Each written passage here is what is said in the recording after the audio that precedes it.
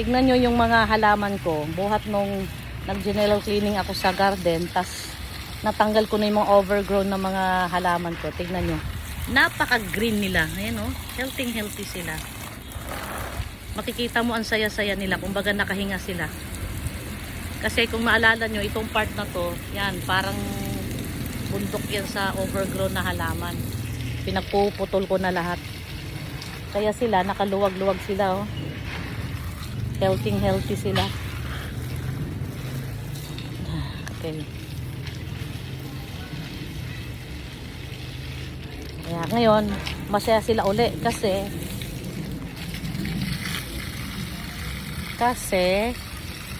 wala nang nakaambala sa kanila. Wala nang umaagaw sa kanila na araw. Yan. Naku, itong mga aso ko. Kinalat ang diaper ni Princess dito sa terrace. Teka, pawalisan natin. Teka lang. Aray ko, kinagat ako.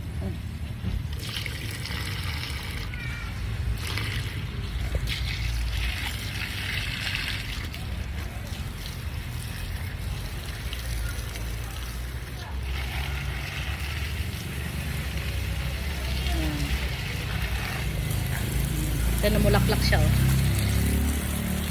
Sa tagal-tagalan pag matured na ang espada, namumulaklak siya. Yan oh, ang ganda ng bulaklak. Hindi ko lang alam kung pwede siya itanim. Kumbaga buto niya. Hindi ko pa na-try. Ay, tignan mo yung white ko. Ay, nakalimutan ko pangalan nito. Ito oh. Bumubuka na yung niya. Flower buds niya. Hindi ko maintindihan bakit siya namamatay. Nadidiligan naman. Yan yung yung bougainvillea na white. Jason! Pakiwalis na sa terrace. Kinalat ng mga aso yung diaper ni Princess. Pakiwalis mo. Ang dami oh. Ewan ko saan nila nakukuha. Ayun. Hawak na ni Tito Jason. Kanina Tito JM. Ngayon si Jason naman. Yan, pasapasahan lang yung Princess namin. Pero pag umiyak na, wala na. Ibabalik na kay Mama Jenny o kaya sa nanay. Laki oh. Yun, nahulog na.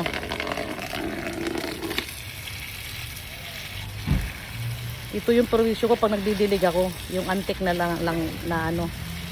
langgam. Sakit mga gat.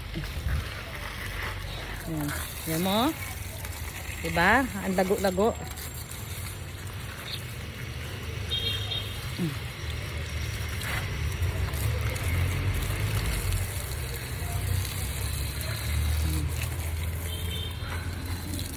Yan. Ito naman. Ito yung mata ko sa tubig. Yan. Pag hindi mo nadiligan to ng 3 araw, nalalanta na siya kaagad.